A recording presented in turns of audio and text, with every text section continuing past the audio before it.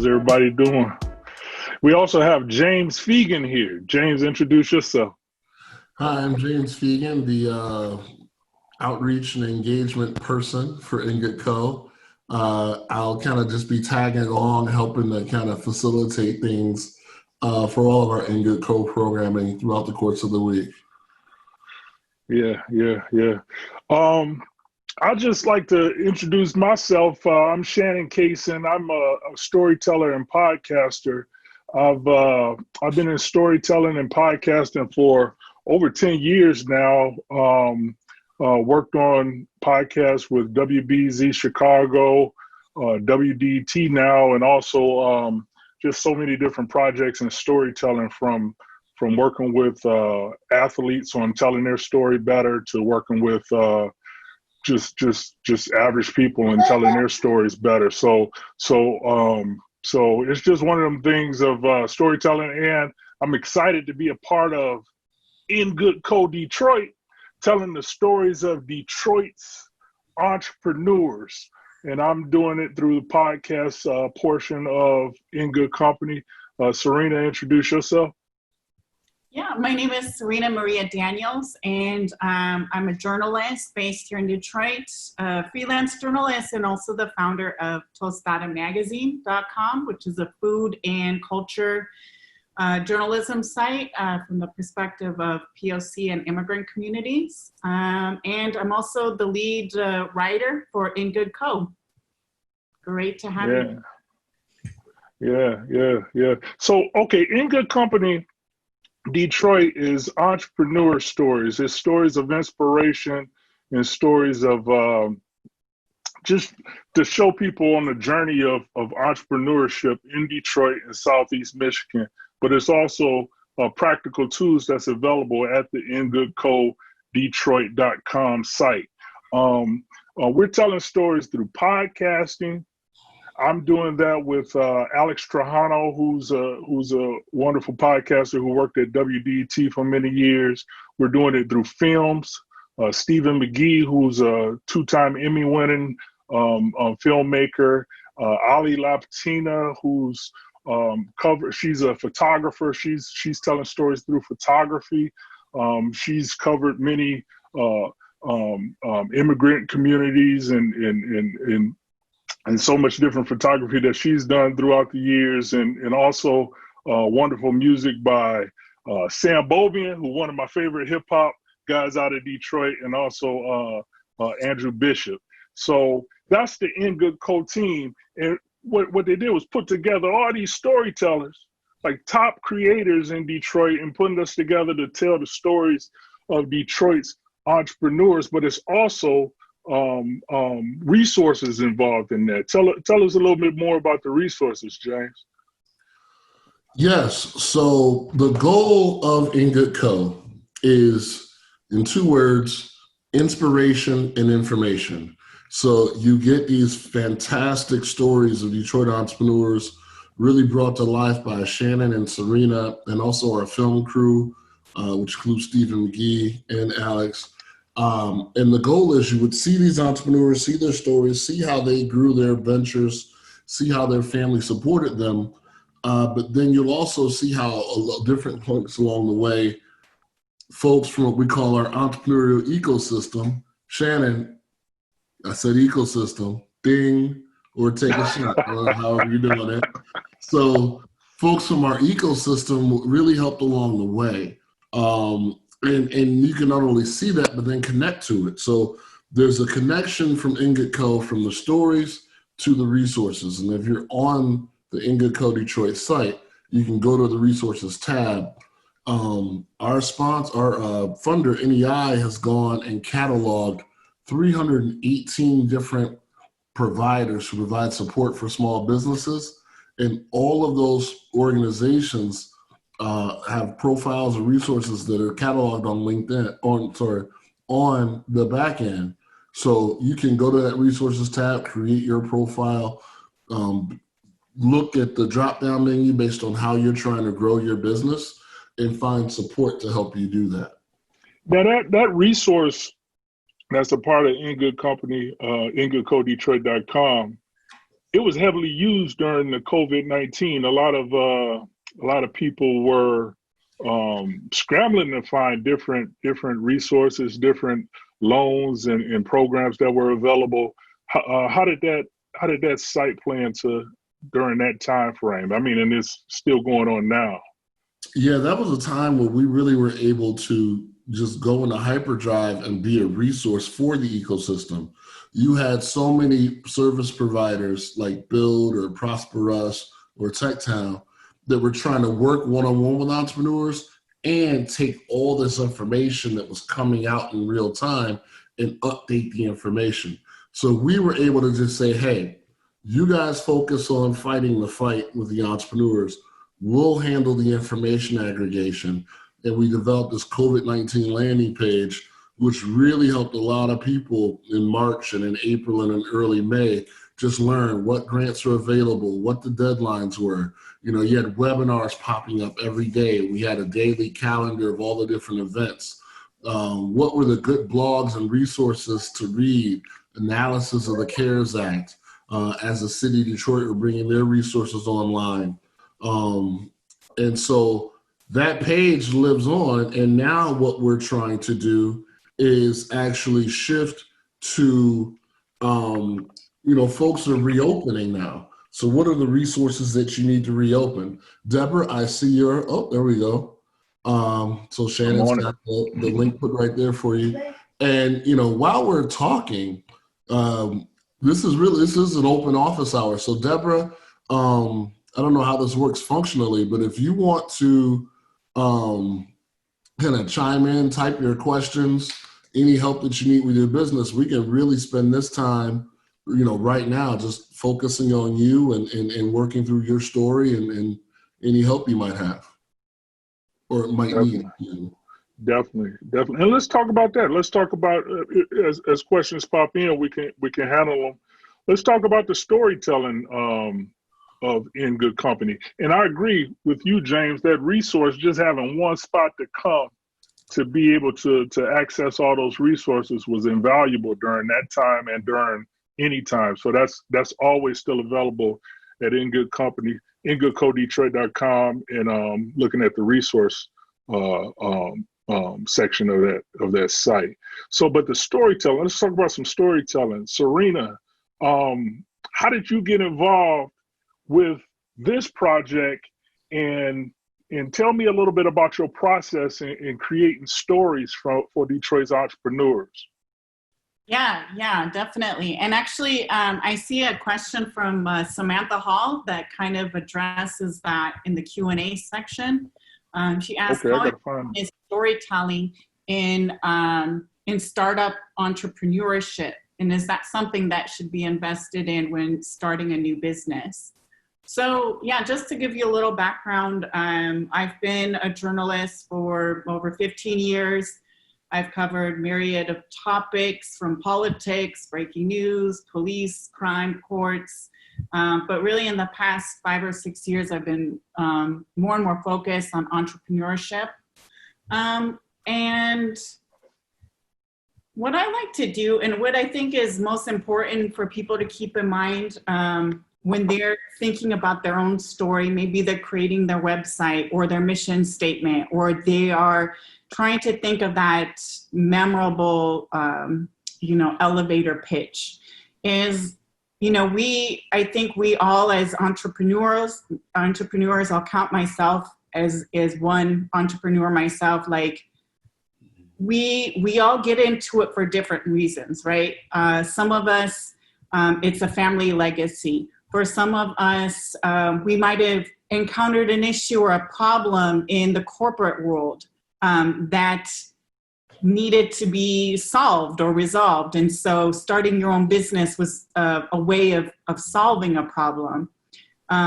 So we all come at it from different points of view, different vantage points.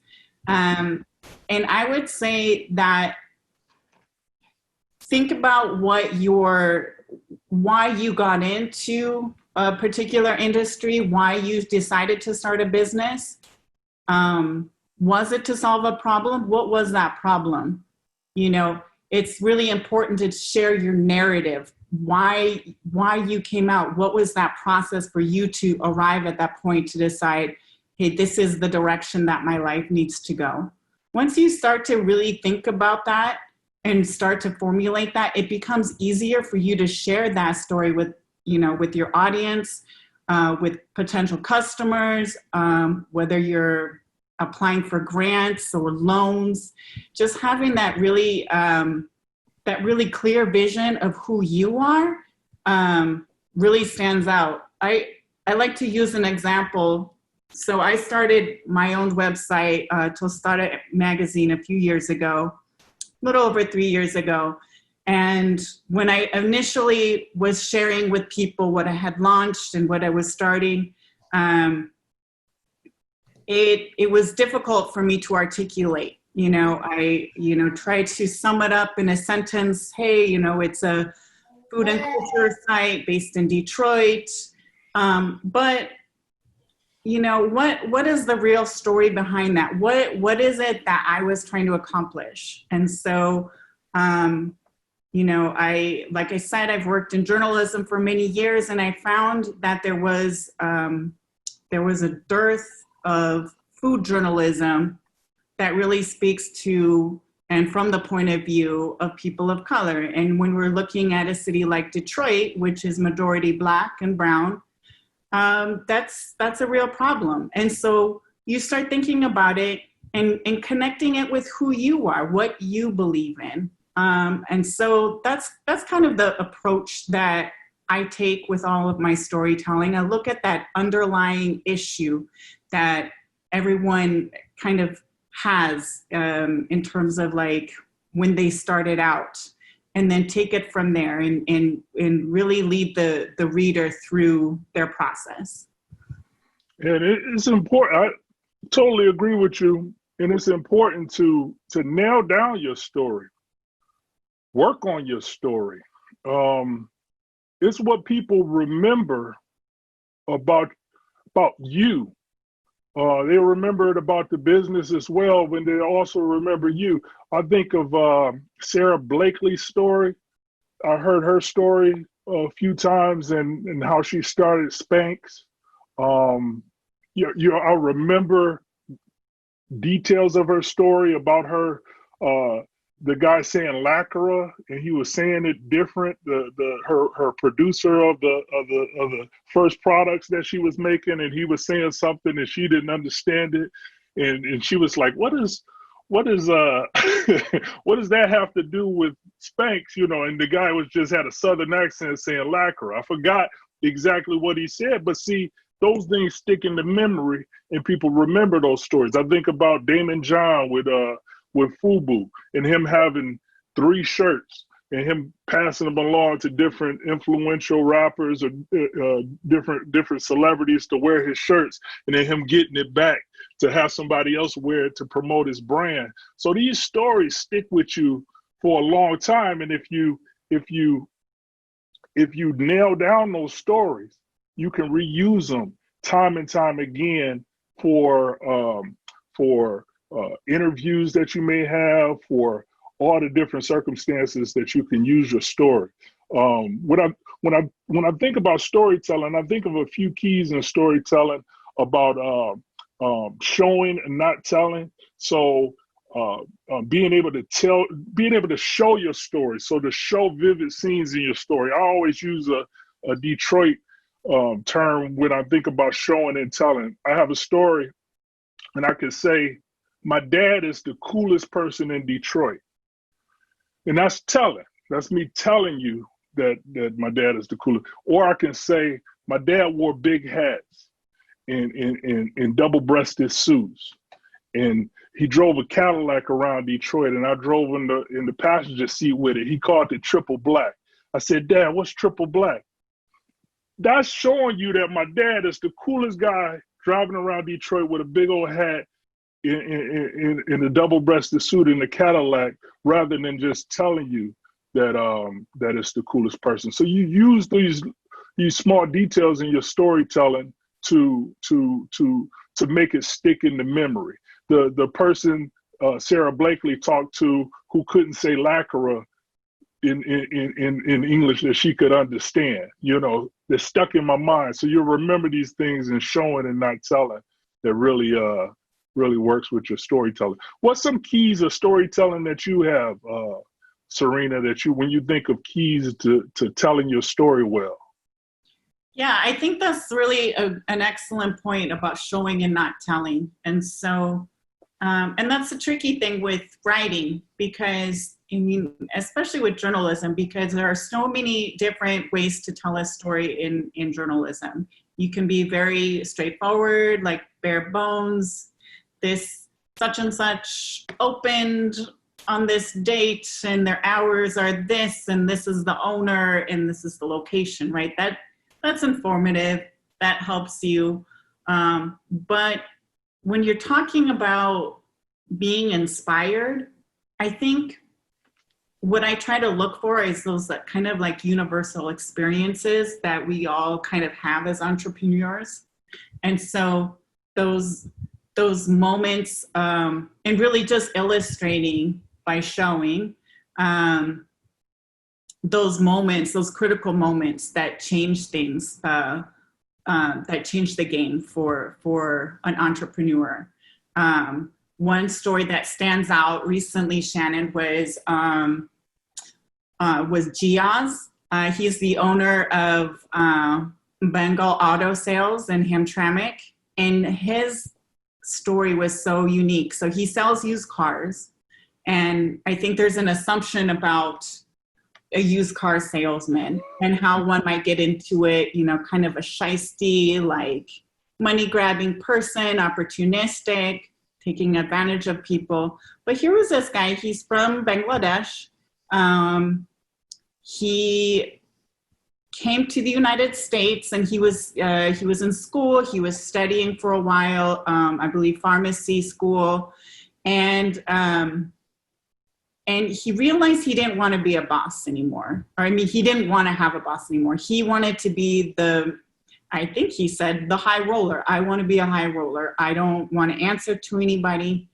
And so he looked at different ways to accomplish that. And it was really very just like a practical situation where he knew somebody in the business already, and they kind of guided him along. But one of the really standout situations that he came across was like, he first immigrated to New York. So he lived in a region where no one drove, right? People take public transit, they take subways. He didn't really have experience buying cars, which when you think about it, like that's probably a skill that you should have.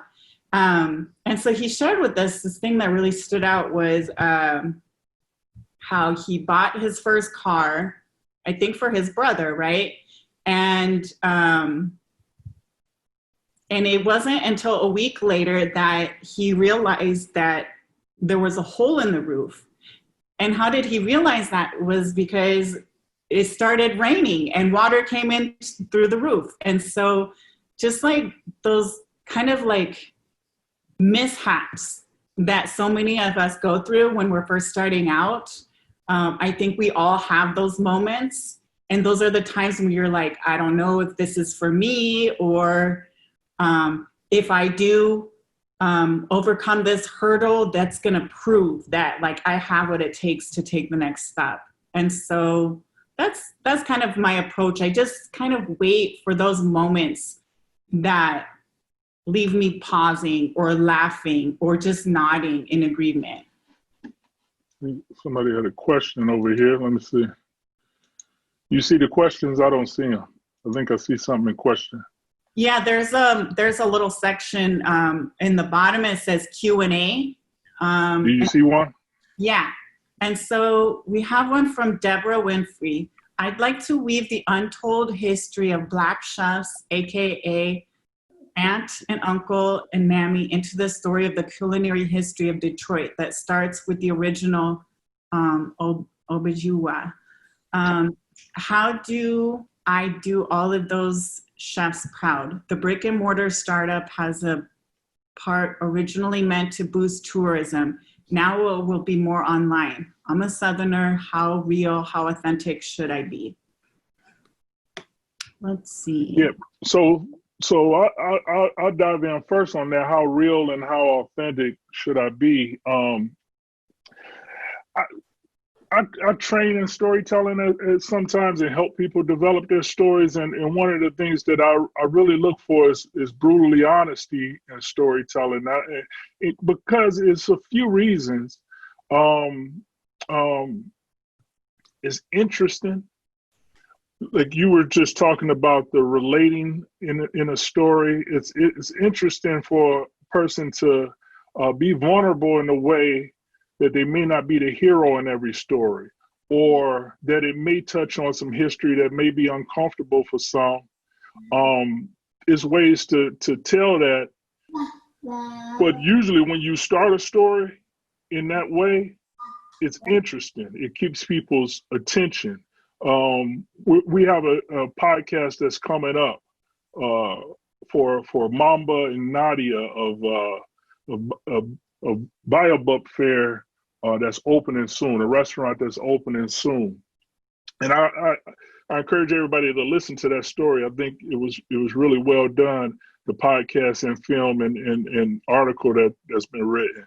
One of the things that I look to do in the podcast, because it's a husband and wife team, I dived into questions to pull out the disagreements that they may have had as husband and wife entrepreneurs. I'm married, we've been together for over 10 years and married for 6 years. And I tell you, it's disagreements. And I couldn't imagine running a business with my wife. We run the business of the family, but she has her career, I have my career. Running a career together, I know that they had some kind of conflicts. So as a storyteller, I'm asking and I'm trying to find these conflicts within the story, because that's what's going to drive it to be interesting to the listener. So when you talk about how real and how vulnerable you should be in that story, I would say to go all the way there. The one thing with storytelling is this: when you're creating a story, you create drafts. So within the first draft, you can be as vulnerable as you want to. I write stories, and I'm not ashamed to say, I'll bawl sometimes writing the story, bawl crying, because I might have touched on some things that are really sensitive for me to touch on. That doesn't mean that draft is going out to the public. Sometimes it may, sometimes it may not. Some things I may not want to share. So remember that when you're creating your story, when you're putting it together, I have a saying I say the storyteller controls the memories. You have control when you're writing this story. You have control over drafts. So you can create a story and be as real as you want to in that first draft. Let it all out. Let the vulnerability ball if you have to. Successive drafts, you can make it fit the targets that you want it to fit, if need be, if it doesn't need to be totally super real. But it's so great to have that within a first draft, because successive drafts may not have some of the details, but they're there. The spirit of them is there, and it carries through to all the different drafts. So when a person may listen to or hear a story, you'll hear the spirit of that honesty and vulnerability it came from within the story. Anything to share on that, Serena? Oh, yeah. I mean, I would say authenticity is everything these days. And especially as a person who has a background in food writing, these kind of stories have the potential to preserve culture, to prevent erasure. I say that all the time because it is so true. And especially when you're talking about food, or you're talking about traditions or culture, like people can see through something that is not authentic. There have been huge debates actually in the past few weeks that have risen again. They come up every few years around who gets to tell these stories, right? So like we have like traditional media such as Bon Appetit or Food and Wine or some of these other big legacy names. And they're getting called out now because you have maybe white chefs or writers who are talking about a culture that is not their own and that maybe lacks context, and trying to reimagine or reinvent a recipe or reinvent a food origin story, and people don't appreciate that. We really, I think people who care about these kinds of issues, they can tell whether someone's faking it or if they're being authentic. And so I would just suggest to take that approach always. Yeah, definitely. Any other questions? I can't pull up questions. You can source those. Okay, so we have another question from Jessica Tower. She says, what do you hope to achieve with In Good Co? Who is your audience for these stories? So we were brought on last year, Shannon and I, and the rest of the storytelling team. What we hope to achieve is that the reader, the listener, the viewer is able to see a part of themselves reflected in these stories. And so it's not just like, taking a little break from reality while you're driving home, like, an NPR story. It's like, yeah, you might hear the flowery storytelling, that illustrative storytelling, but it's really aimed to help people realize that they're not alone, hence the name In Good Co. Our audience are people who are already entrepreneurs or people who are thinking about it, taking that leap. There's stories for people who live in Detroit or Southeast Michigan who care about how cities grow and how our economy is thriving and the different players involved. I think that's really kind of what sums up the spirit of In Good Co. Yeah. When I write the stories for the when I create the stories for the podcast, I'm thinking of aspirational entrepreneurs. I'm thinking of people who are just starting. I'm thinking of the startup community in Detroit, but I'm really thinking about the mom and pop shops, the person with an idea who may not have started just yet, and I want the episodes to inspire to action, to hear the mistakes, to hear the lessons that's been made over the course of the journey of entrepreneurship, because it doesn't stop. The lessons continue. I heard somebody today, I've attended many of the sessions of Detroit Startup Week, and someone said they don't call it mistakes, they call it lessons. So the lessons that happen during the becoming an entrepreneur. One of the people was Fame. I'm wearing his hat right now from 313. And he talked about starting his business. And every time he got it going, every single time something happened. And this is not just his story. It's a lot of people's story. That's why we have the You're Not Alone. But he would get the business going on Jefferson, right at Jefferson and Shane.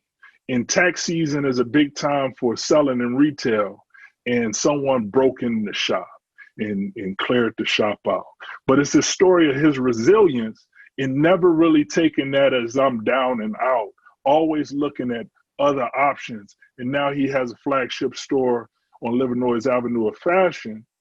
But as soon as he got that store going, the construction started on Livernois Avenue of Fashion. Once the construction stopped, COVID-19 happened. So it's this continuous story of resilience, but it shows the person in that storytelling. So I want a listener to hear that and know, because we all have our challenges, we all have our lessons that we go through. If Fame did it, I can do it too. Talked about Gias coming from Bangladesh, the story that's coming up, coming from Burundi and starting their business in Detroit. You have so many different stories, and I want to really touch on that so I can inspire others to continue this journey. We have some more questions in there. I can't see them, so you have to source those questions. Sounds good. Okay, so we have a question from Justin. I have a technical background as far as storytelling. How can a story be communicated to a technical audience for a business idea? Oh, oops, where did it go? Okay, it just disappeared. But, oh, here we go. Should it be more targeted or more close? Should it be targeted more closely or broad? So that's an interesting question. I think that, I think you have to be able to communicate a subject matter in a way that anyone can understand. Like that's kind of like no doubt. Like you want to make sure that people understand in plain language what it is that you're creating or making or the type of service that you provide. But at the same time, once you get through that part of like kind of soft explaining, that's where the showing as opposed to just telling comes into play. And so one example that comes to mind, we did a story about Henry the Hatter, Paul Wasserman, and the co-owner, the next guy who's coming in to take over the business. And so I don't know anything about hats. Like to me, that's technical. That's Shannon's baseball cap is like as far as I go. But when it comes to these like really fancy hats that are handcrafted, they come from all over the world, getting really nerdy and into the technical aspects of the conversation of what makes a hat unique. That's what I was really fascinated by. And so Joe, he's the new owner who's coming in. He explained, like, I could line up a whole line of hats. They might look exactly the same, but I will tell you, pinpoint exactly why a hat is priced that way. And once you really kind of understand that, then you start to feel like an expert. Then you feel like you're being drawn into that subject matter. And so that's how I approach kind of technical stories. I don't know if you have anything to add, Shannon. James, you have some thoughts on this, and I know you work with a lot of people's stories as well. Yeah, Justin. What I would say is, start to ask yourself some questions, and I have to do this myself a lot, and I'm going through it with my business. For background really quick, I run an economic development consulting firm. And so though I might work with thousands of businesses, or I might work with the general public with my work, my actual clients are, folks in philanthropy, folks in city government, folks in, the corporate sector who are looking to make strategic investments in the community. So prime example, I'm on this call with you guys tonight. I'm promoting In Good Co. to entrepreneurs across the city, but my client is NEI.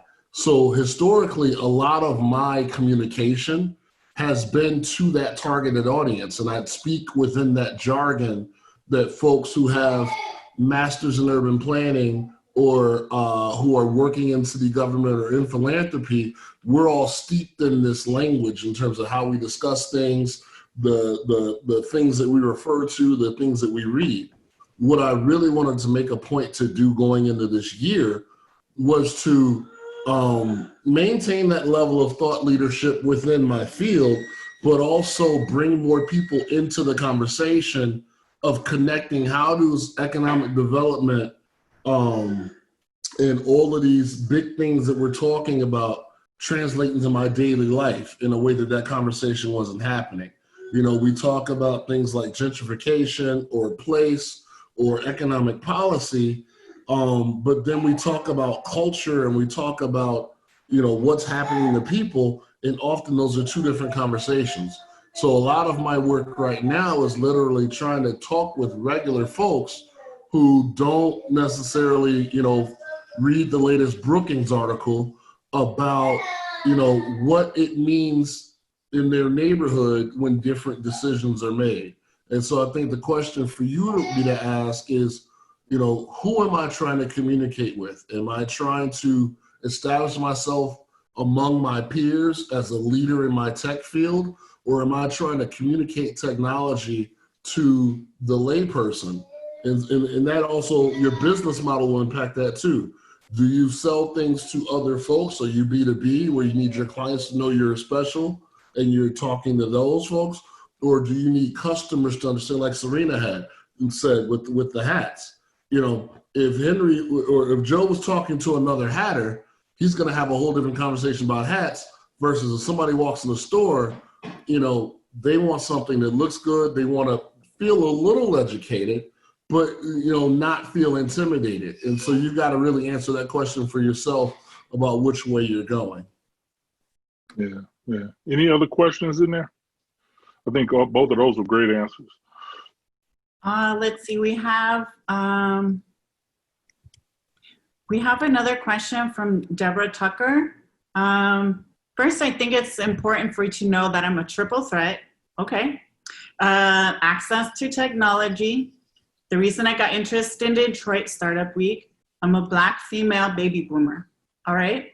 I have several projects I'm working on. However, I'm semi-retired adjunct faculty instructor of speech and genealogy at Wayne County Community College District.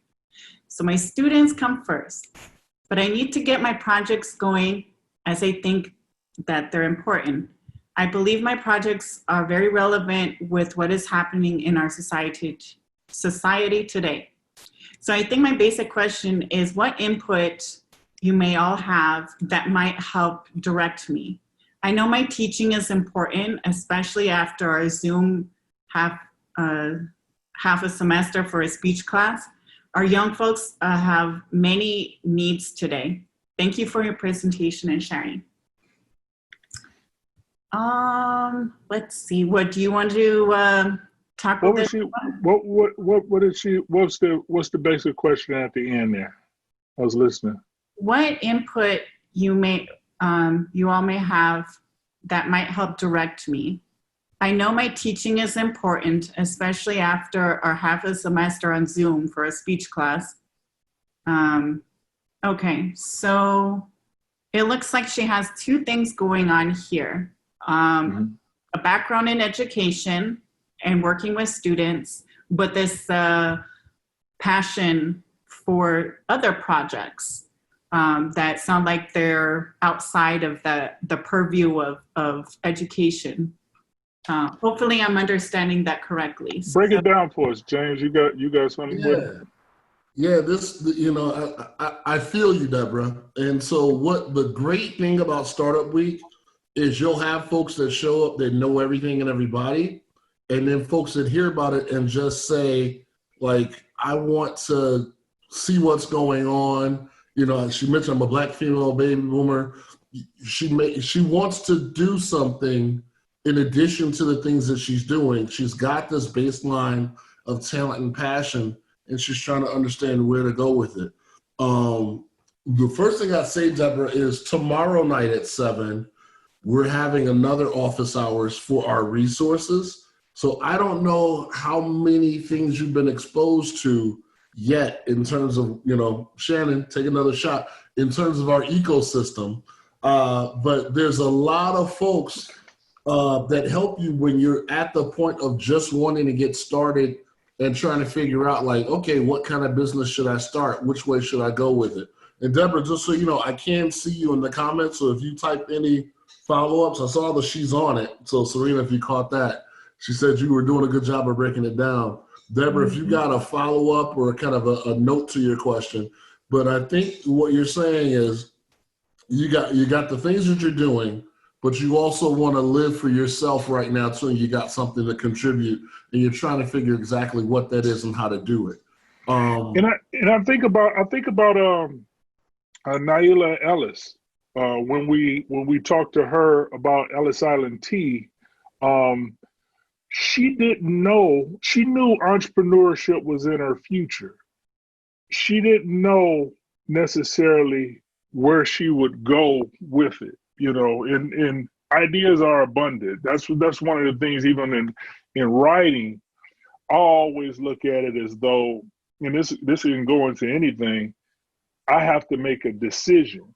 I'm stuck in this story and I'm making a decision if I want to talk about that person right there, or my dad, or if I want to talk about my mom, or if I want to mention the grass, or if I'm seeing all these things, but I make a decision on what I want to share. So Naila was in a point in her life where she knew she was going to do something in entrepreneurship, and her story is upcoming on In Good Company, but she didn't know if she wanted to work with kids. She didn't know if she wanted to start a halfway house. And she didn't know if she wanted to do something with this family recipe of iced tea that she's always loved at their family engagements. So she had to process those things to see which direction she wanted to go. And obviously she went with the Ellis Island Tea because it touched something inside of her that was bigger than money, that was tradition and family. And she's a spiritual person. She felt called to it. So I'm sure you had these ideas that's swimming around in your mind, and these thoughts. And being at locations like this at Detroit Startup Week, all that does is you're around other people who have made decisions, or they're in a pivot right now. A lot of businesses are pivoted to other businesses, and it's one of those things of choice, of making that decision and trusting that it's the right direction, and then pivoting if not. But it depends on what level you're on. Some people going through struggle don't mean you immediately pivot out of the business, because Naila's story talks about that as well. 12 years, she's a success. We see her on a lot of press and all these other things, but 12 years of not paying herself and working out of Home Depot parking lot, selling teas for 2 years. For 2 years, selling teas in a Home Depot parking lot, and being kicked out every other day, and trying to make concessions with the security, give them a few free teas for home, so she could sell a few more to make some money. So those are those stories that when you have a calling or a drive to do a business, you make it through those time frames, and those time frames become your story. Those things become the story. So all those tough times where you're like, oh, I can't do this anymore, just see it in advance, because that's going to be your story one day. That's the story. I would like to add too that, I think for a lot of us, when we're thinking about getting started, a lot of us have been on a hustle. We have a few different things going on in a few different directions that we've taken in our careers.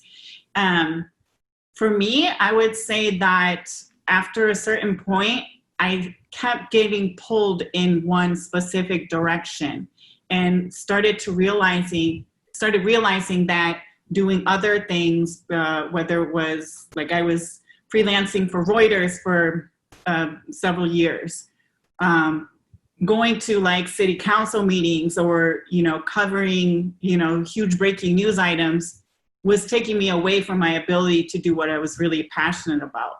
And so you find a way to make what you're doing, make your job a part of who you are, then I think that's really the sweet spot. So, I mean, thinking about your love for your students and your background in education, that's a great way to think about, okay, well, I enjoy that, but how can my ideas lend itself to part of who I already am? Any other questions? Or I can ask, how much does practice go into storytelling, Serena? How much do you practice? And I know you do. You probably do some speaking as well, but how much does practice go into it? Like doing something over and over again. I've been writing professionally since I was 20 years old. A little bit older than that now. And, you know, if I were to look back at the articles that I first started writing, like they were, you know, they weren't that great. We'll just leave it at that. And it's really just a matter of continuing to do it over and over and over again, and pushing yourself really, because, you know, you can arrive at a situation where you're comfortable and where you feel like, okay, I found my groove. But if you want to improve, you can't just sit there in that comfortable zone. You have to really think about what are the types of stories that you want to tell.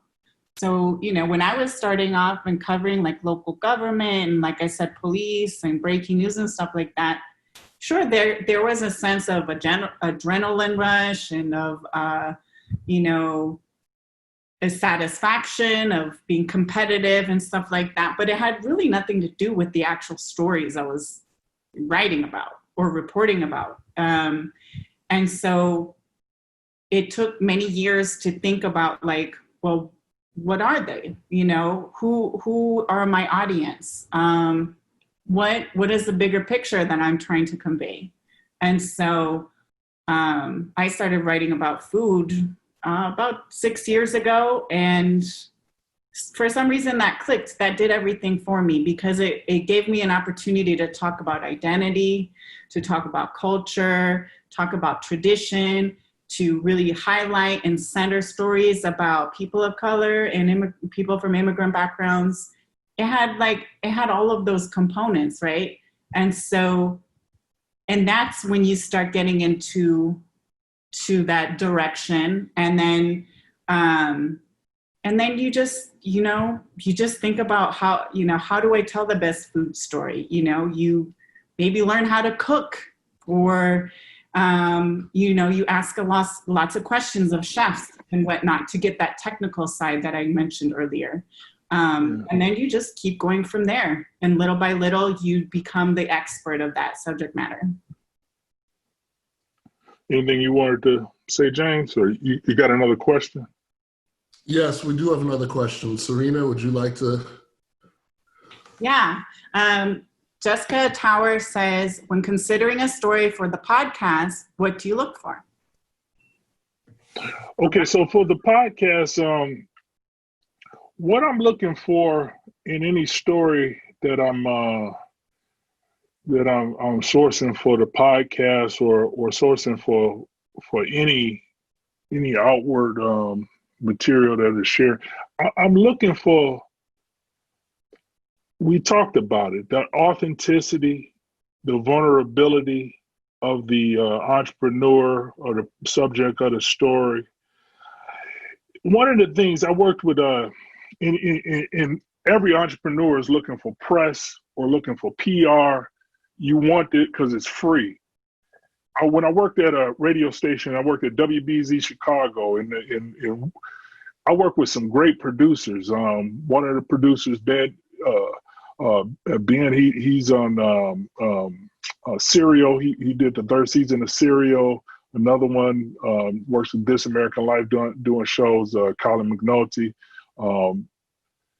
They would automatically turn off any request that was being put in that talked about a book or a product or just immediately, I was like, that story sounds good. Just immediately scratch it. So that's the thing. Like, they would scratch it because it was about a product, and it would scratch it because it was about a book that was coming out. They wouldn't scratch any stories that was about the authentic person.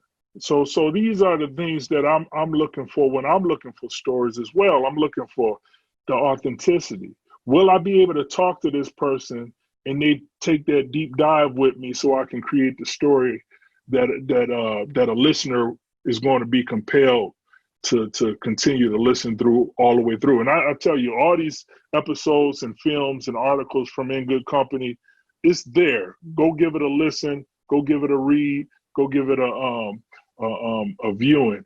But that's what I'm looking for, is the authenticity. And if you can work on that, there's strategies to doing that, to sharing your story so PR will pick it up.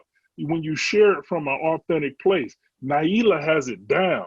She has it down. She comes from a place where she talks about herself just freely. She's very open, and people grab the story. And then the tea is almost like an extra addition to it, because you want the story. Think about Mamba and Nadia, our next story. Unbelievable press because they have an unbelievable story. The food is delicious. You can't beat the food, but at the same time, when you listen to the story, you want to taste the food. And the story has, it's about the food, but it has little to do about the food. It's more about the authenticity of the person. So when you're developing your story, think about the authenticity of who you are. Leave the used car salesman pitch. Tell the story. It'll get legs, and people will pick it up.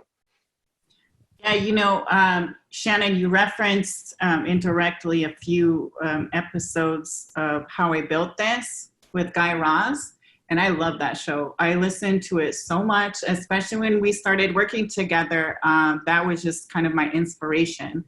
And honestly, like, the story behind the product or the company itself is not as interesting to me as the struggles that some of these guys went through. And we're talking about CEOs of, you mentioned Spanx or FUBU or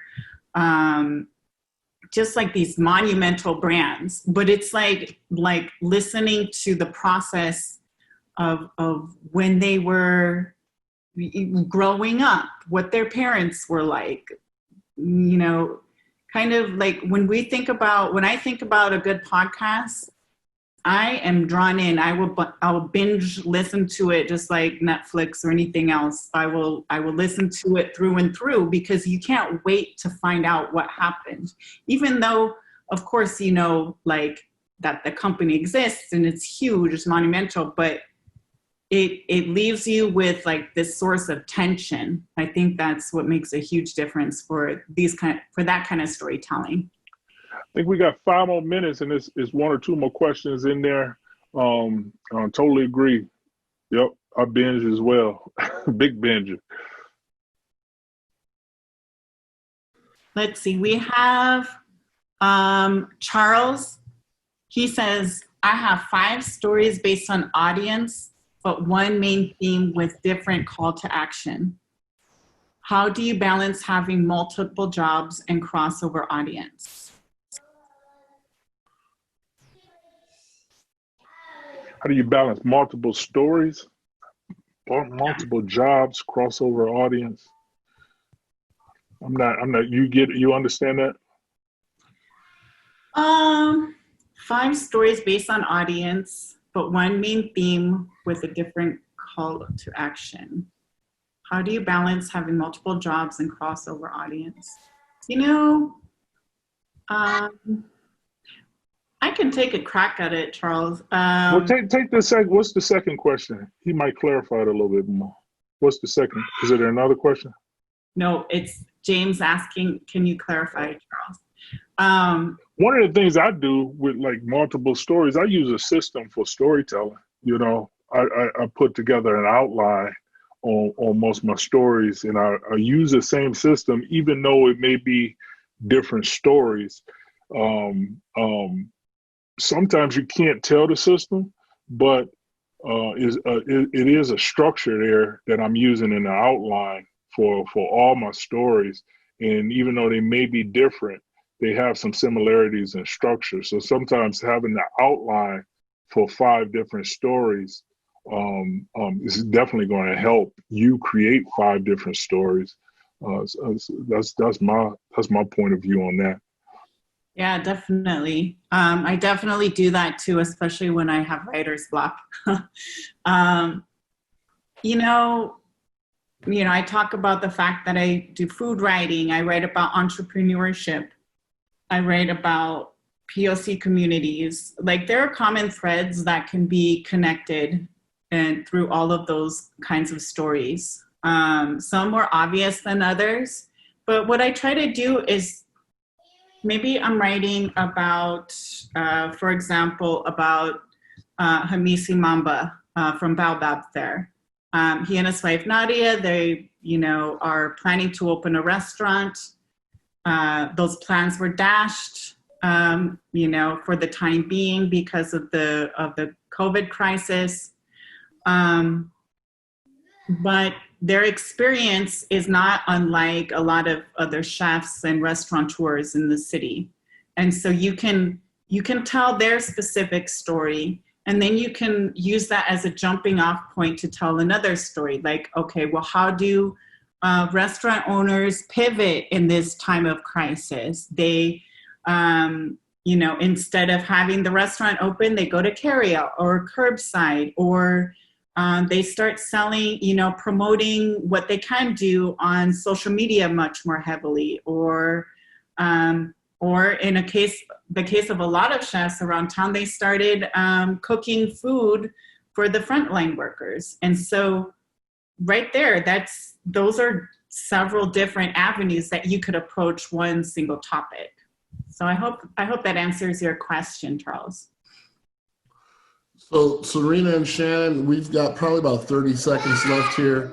I know that both of you have work that goes beyond In Good Co Detroit, but I'd love if you can kind of leave folks with a takeaway to just encourage them. They say the best way to learn from a master is to watch them in action. What could they learn? What will they learn when they dive in Good Co Detroit and listen to these podcasts and read these stories? I'm writing a message. What you go, Serena? Can you say that again, James? I was also answering a question. It looks like Deborah had another follow-up.